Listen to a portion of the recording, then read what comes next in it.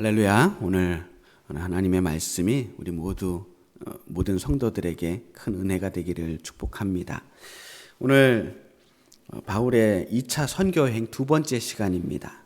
이제 바울의 두 번째 선교여행이 코스가 길다 보니까 1차 여행에 비해서 좀 분량이 많습니다.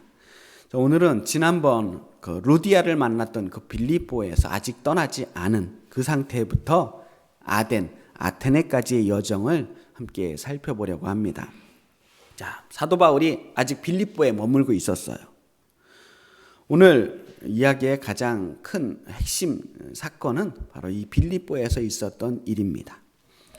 빌립보 시내를 돌아다니다가 바울 일행은 점치는 귀신 들린 여종을 만납니다.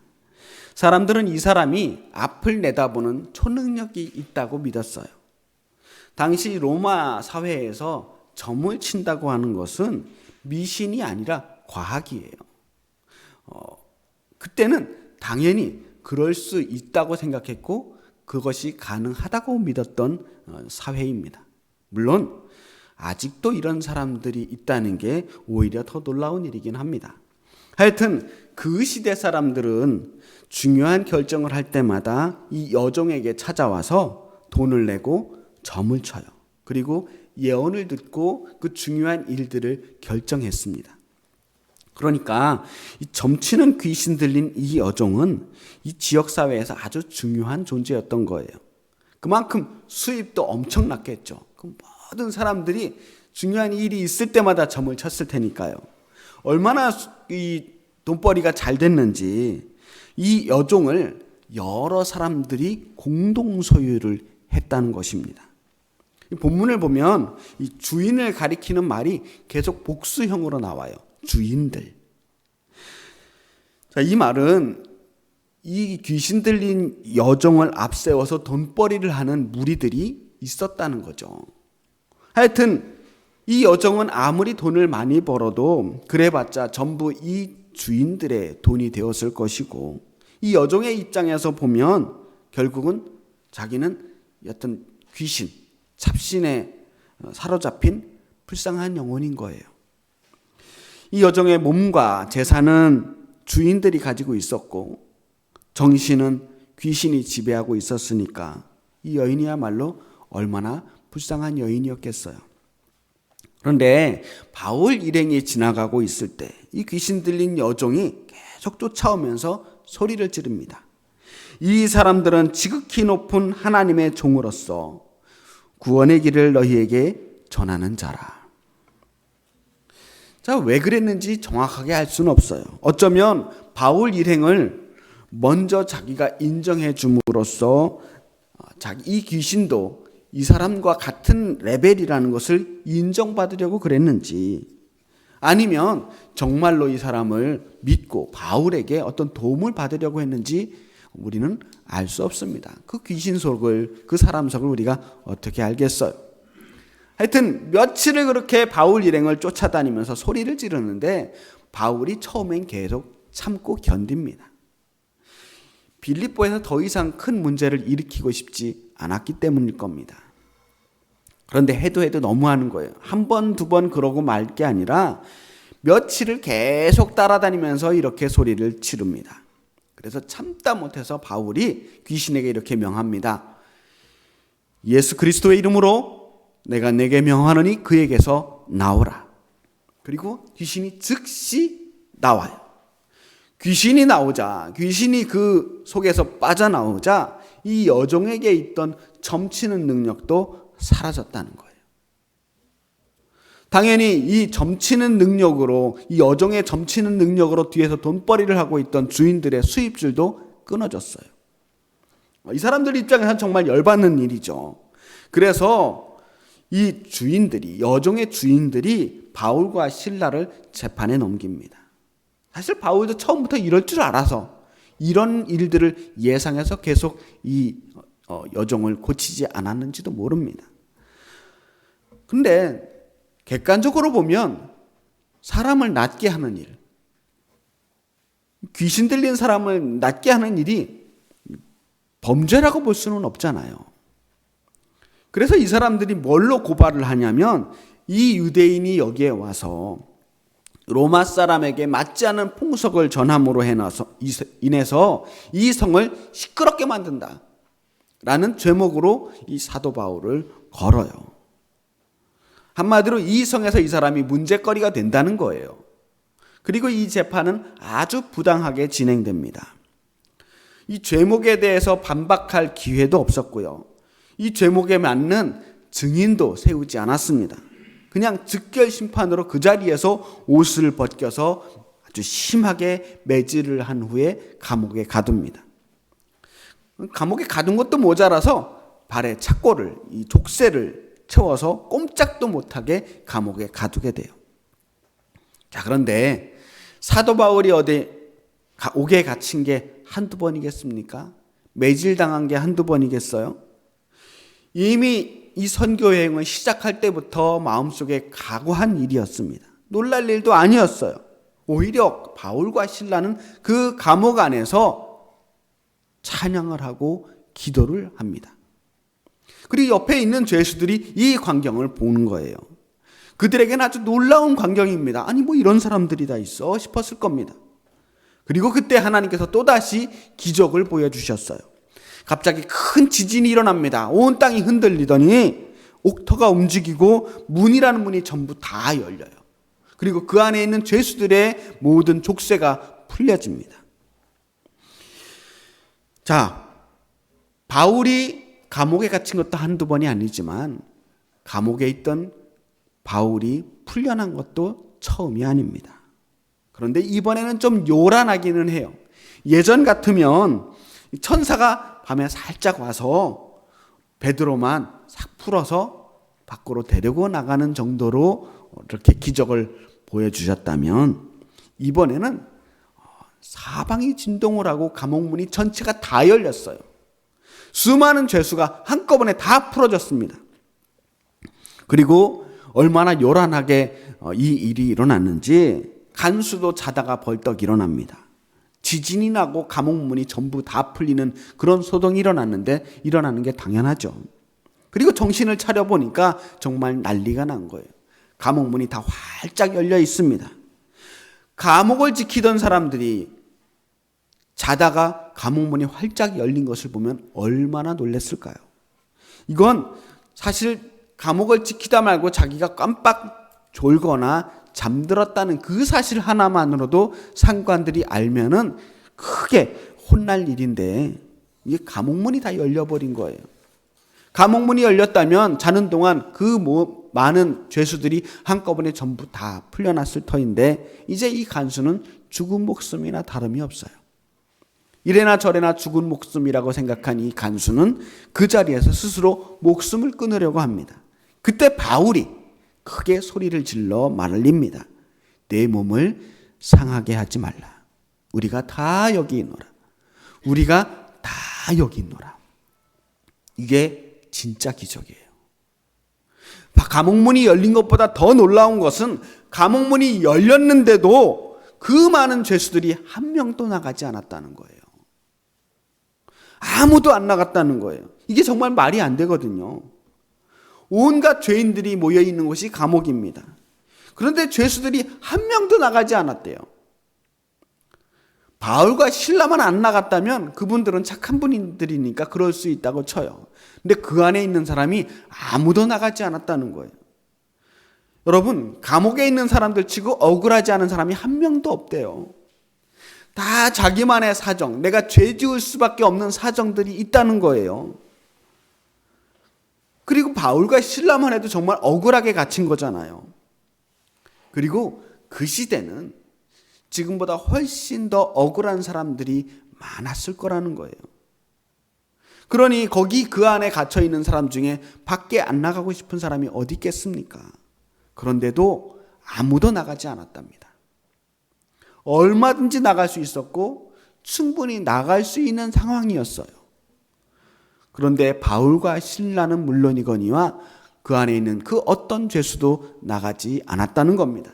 왜 그랬을까요? 자, 우리가 추측해 보건대 일단 다른 죄수들이 나가지 않았던 것은 순전히 바울과 실라 때문이라고밖에 생각할 수 없습니다. 그 이유가 아니면 나가지 않을 이유가 없거든요. 자, 이 사람들은 아까 바울과 실라가 옥에 갇힌 채 족쇄를 찬 채로 하나님께 찬양하고 기도한 것을 보았습니다. 그리고 그들이 기도하고 찬양할 때 땅이 흔들리고 감옥문이 열린 것을 직접 봤어요. 도저히 믿을 수 없는 일들이 자신들 앞에서 일어난 것을 목격했습니다. 그리고 그 사람들은 모두 이 모든 일들이 바로 바울과 실라 때문에 일어난 일이라는 것을 알게 되었습니다. 그래서 이들은 바울과 실라에게 특별한 힘, 경외감을 느끼게 된 것입니다. 그러니 바울과 실라가 당신들 나가지 마시오 라고 말했을 때 들을 수밖에 없었다는 거예요. 순종할 수밖에 없었던 강력한 힘을 느끼게 되었다는 거죠. 그렇다면 바울과 실라는 왜 나가지 않았을까요? 예전에 하나님께서 감옥문을 열어주셨을 때는 두말 없이 나갔잖아요. 잘 나가던 바울과 실라가 이번에는 왜 나가지 않았을까? 저는 바울이 성숙한 것이라고 생각합니다. 예전에는 그렇게 하나님이 열어주셨을 때 자기 몸 빠져나오기 급급했던 사람이었다면 이번에는 바울이 그 감옥문이 열려지는 순간 감옥을 지키던 그 간수를 볼 수 있게 되었다는 거예요. 만약 지금 내가 빠져나간다면, 지금 여기 있는 죄수들과 우리가 함께 빠져나간다면 저 간수는 틀림없이 죽게 되겠구나. 저 죄 없는 간수가 죽게 되겠구나 라고 하는 것을 알게 된 거예요. 그러니 당장 자기 목숨 한번 살려보겠다고, 내 목숨 지키겠다고 저 사람 죽는 거를 빤히 알면서 그 감옥문을 나설 수 있겠느냐는 거예요. 나갈 수 있었지만 나가지 않았습니다. 다시 한번 강조합니다. 나갈 수 있었지만 나가지 않은 거예요. 사람들은 보통 무엇이든 다 할 수 있는 능력을 원합니다.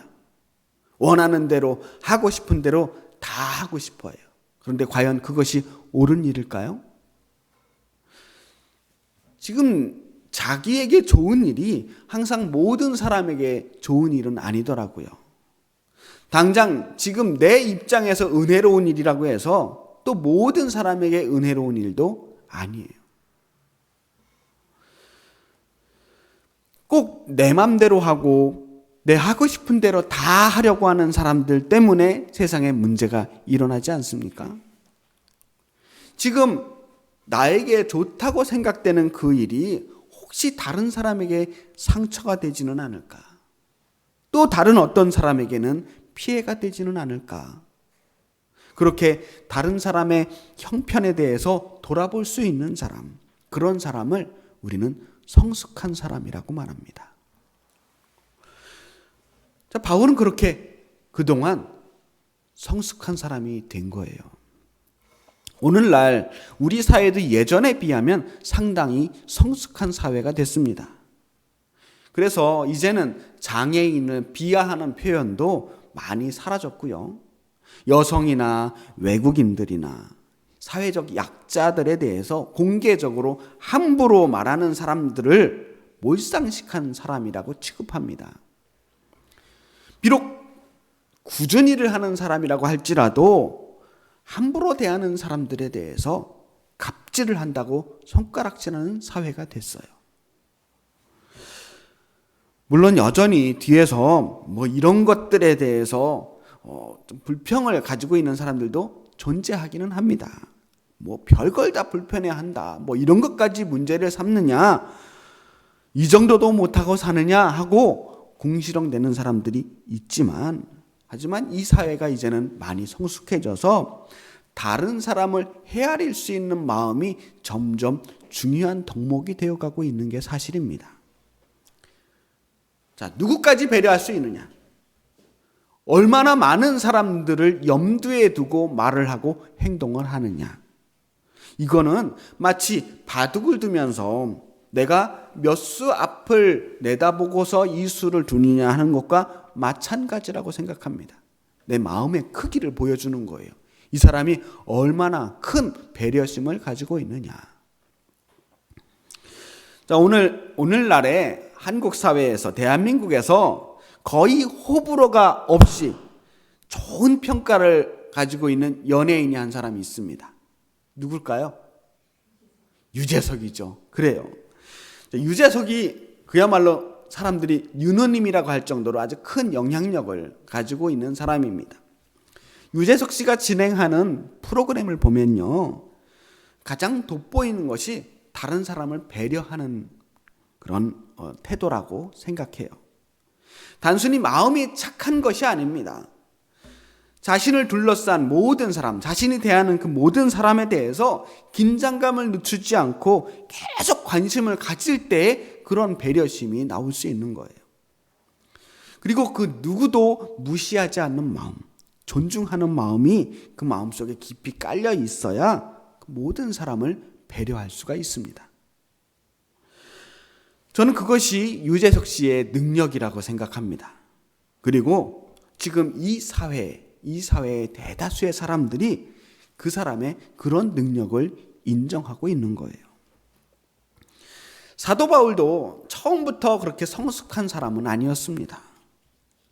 처음에 사도 바울도 자기 일만 바라보고, 자기만 바라보고, 자기 사명만 바라보고, 자기 목표만 바라보던 사람이에요. 다른 사람을 안중에 두던 사람이 아니었습니다.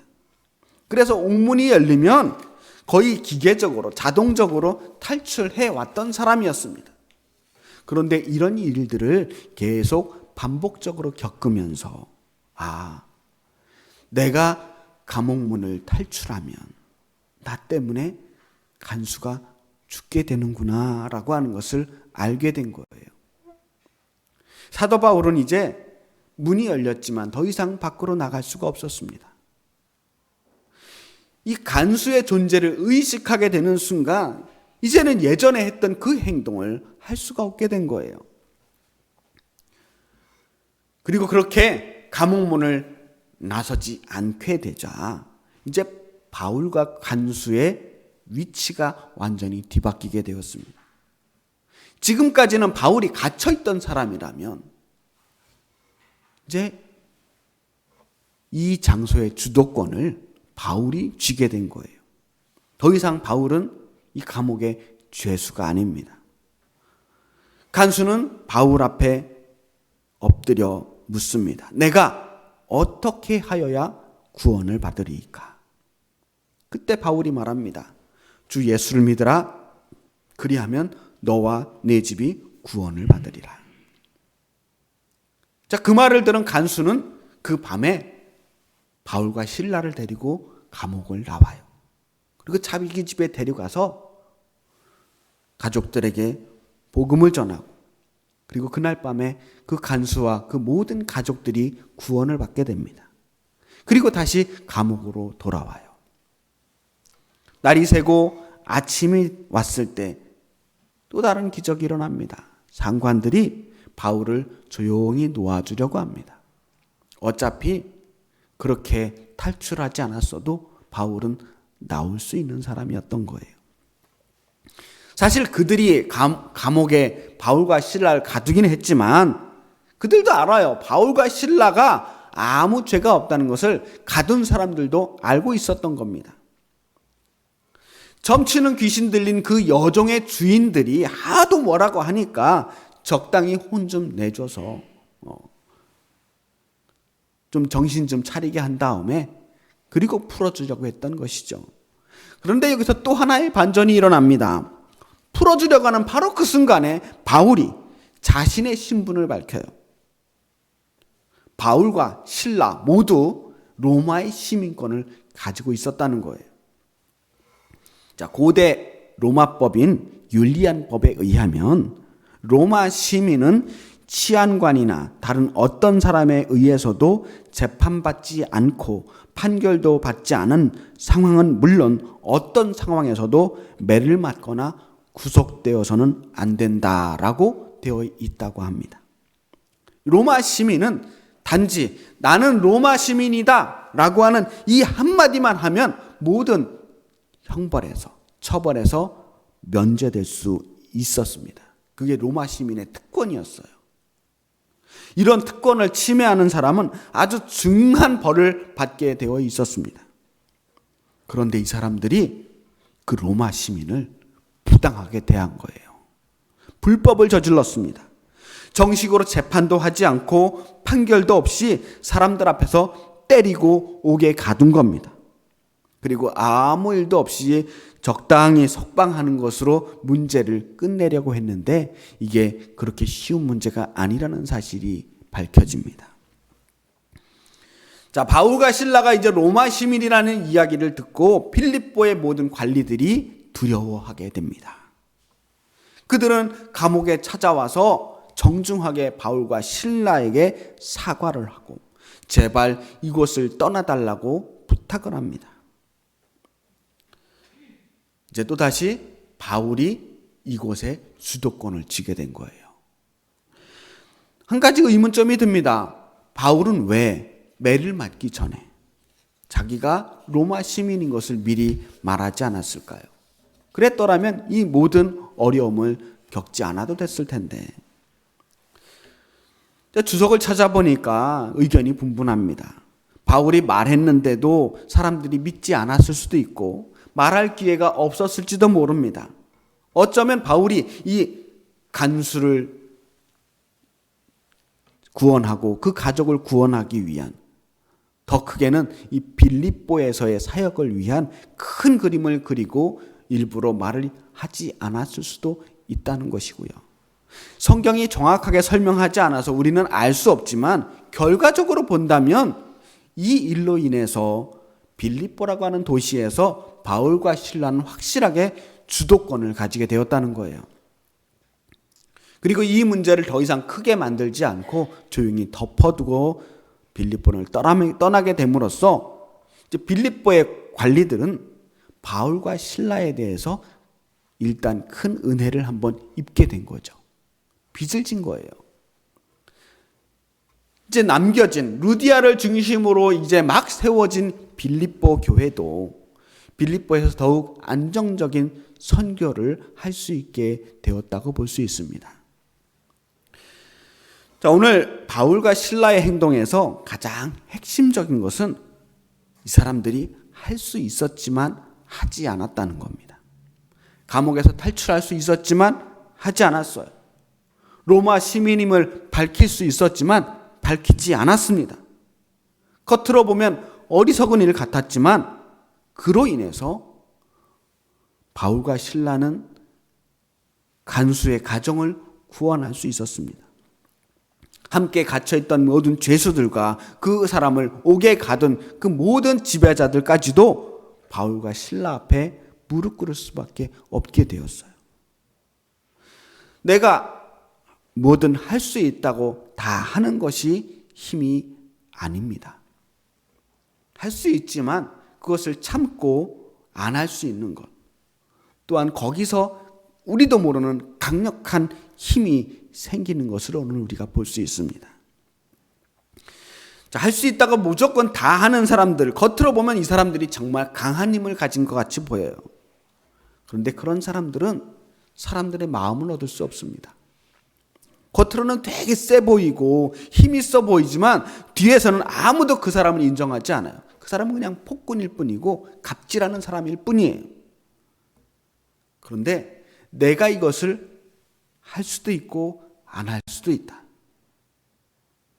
저 사람이 무엇을 할지 알 수 없는 사람이 되면 그 사람에게는 결정권이 생겨요. 관계에 주도권이 생기는 겁니다. 저는 교회가 점점 사람이 많아지고 그래서 힘이 세지는 것에 대해서 경계해야 한다라고 생각합니다. 교회가 커졌다고, 기독교인이 많아졌다고 스스로 세상에 주도권을 가지고 이익 집단 행세를 하고 정치력을 가지려고 하고 힘을 행사하려고 할 때 그것이야말로 참 어리석은 일이라고 생각합니다. 교회의 진정한 힘은 힘이 있지만 싸우지 않는 힘이에요. 오히려 스스로 낮아지려고 할 때 교회에 진정한 힘이 생기는 겁니다. 오히려 더 힘없는 사람들을 배려하고 약한 사람들을 사랑하는 데서 교회의 능력이 나옵니다. 세상 사람들이 교회를 얼마나 유심히 쳐다보는지 몰라요. 사람들이 왜 교회를 욕하냐면 아직도 교회에 관심이 있고 기대가 있어서 그래요. 사람들은 교회가 돈이 많고 권력이 많기를 바라지 않습니다. 사랑이 많기를 바라요. 세상 사람들과는 다른 결정을 하고 다른 행동을 하기를 바랍니다. 때로는 그래서 억울한 일을 당하기도 하고 손해를 보는 일들도 겪게 되겠지만 그런 상황에서도 여전히 불평하지 않고 기도와 찬양하는 모습을 보여주는 그런 교회가 되기를 바랍니다. 끝까지 어떤 상황에서도 끝까지 경건한 모습을 잃지 않는 그런 모습을 기대하는 거예요. 언뜻 보면 세상이 교회를 향하여 손가락질만 하는 것 같지만 무시하는 것 같지만 사실은 그들은 여전히 교회에서 경건함과 거룩함, 사랑과 겸손 그렇게 세상이 볼 수 없는 가치들을 교회에서 기대하고 있기 때문입니다. 한국교회가 다시 살아나기 위해서는 바로 그런 모습, 세상과는 뭔가 다른 모습을 보여주어야만 합니다. 교회뿐만 아니라 우리 성도들 개개인도 마찬가지예요. 바울과 실라가 바로 그런 사람이었고 빌립보 교회가 바로 그런 교회였어요. 바울과 실라는 그렇게 빌립보 교회를 떠나서 데살로니가로 이동을 합니다. 그리고 데살로니가에 가서 복음을 전하다가 또 모함을 받아요. 그리고 거기서 또 쫓겨나서 베레아라고 하는 곳을 갑니다. 베레아라는 곳에 가서는 정말 열심히 성경을 전도합니다. 성경을 가르칩니다. 그곳 사람들은 저 데살로니가 사람들보다는 훨씬 우호적이었어요. 말씀을 사모하는 사람들이었습니다. 그곳에서도 열심히 성경을 전하지만 그러나 거기서도 또다시 쫓겨납니다. 그리고 아덴, 그리스의 아덴은 아테네예요. 아테네까지 이동을 하게 됩니다. 오늘 바울 선교 여행은 여기까지입니다. 자, 바울의 2차 여행은 가는 곳마다 억울하게 모함을 받고 거기서 매를 맞고 또 도망가고 쫓겨나는 일들이 계속 반복되는 여행이었습니다. 하지만 그렇게 쫓겨나는 동안에도 그들이 밟는 곳마다 교회가 세워집니다. 빌립보 교회가 세워지고 데살로니가와 베레아에서도 복음의 씨앗이 뿌려지고 교회가 생겨납니다. 그렇게 이 초기의 기독교가 저 유럽 땅 마게도니아라고 하는 그 넓은 땅에 조금씩 퍼져가고 있었습니다. 그들이 가는 곳마다 그렇게 그리스도의 향기가 퍼져나가고 있었던 겁니다. 우리 성도님들 가는 곳마다 이처럼 그리스도의 향기가 드러나는 그러한 역사가 일어나기를 축복합니다. 힘이 있다고 권세를 부리지 않고 오히려 겸손하게 세상을 섬기며 사랑함으로써 세상을 감동시킬 수 있는 그런 바울과 실라와 같은 성도님들이 되시기를 주님의 이름으로 축복합니다. 기도하겠습니다.